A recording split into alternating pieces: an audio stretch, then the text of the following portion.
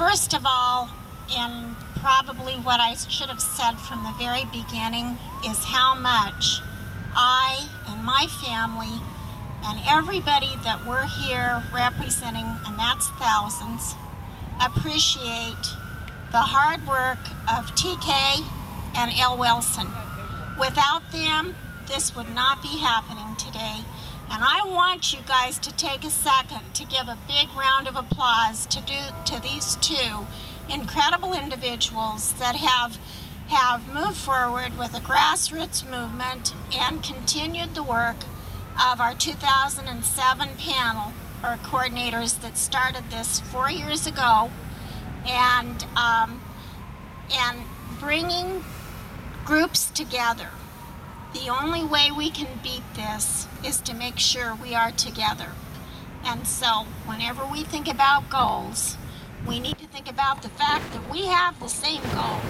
We may have a little different methodologies, and we may not quite agree, but we are on the same goal track.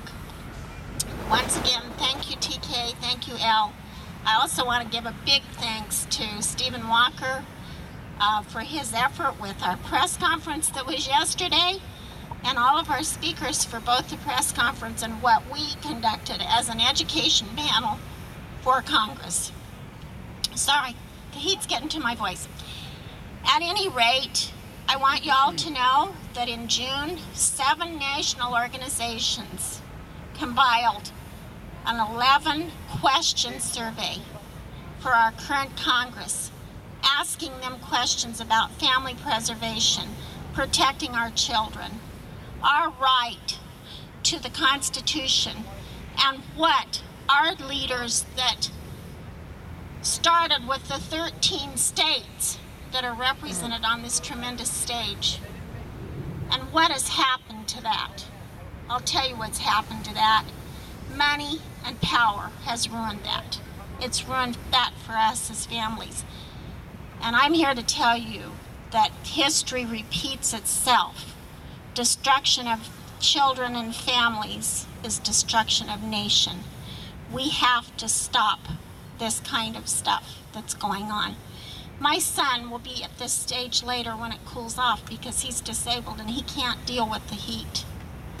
We had a terrible time getting entrance into the Capitol to use a facility that should be ours, we the people.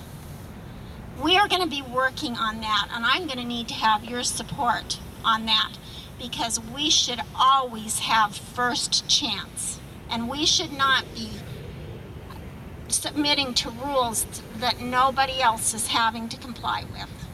And so I'm asking you to contact every one of your state representatives and senators and your U.S. congressional representatives, both the House and the Senate, and say to them, when did you forget about us, the people that put you in this office?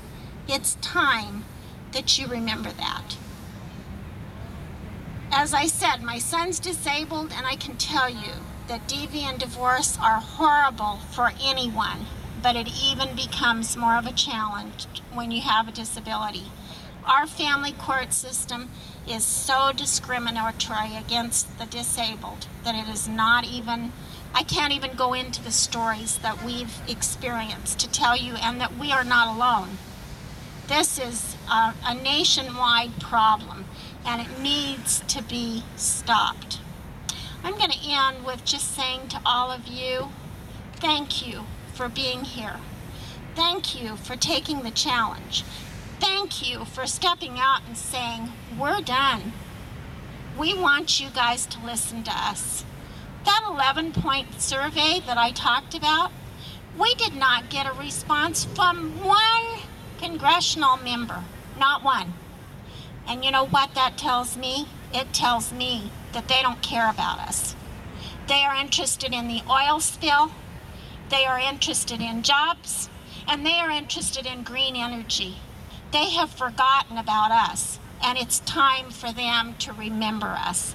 Thank you, and have a wonderful time in Washington, D.C., even with this heat.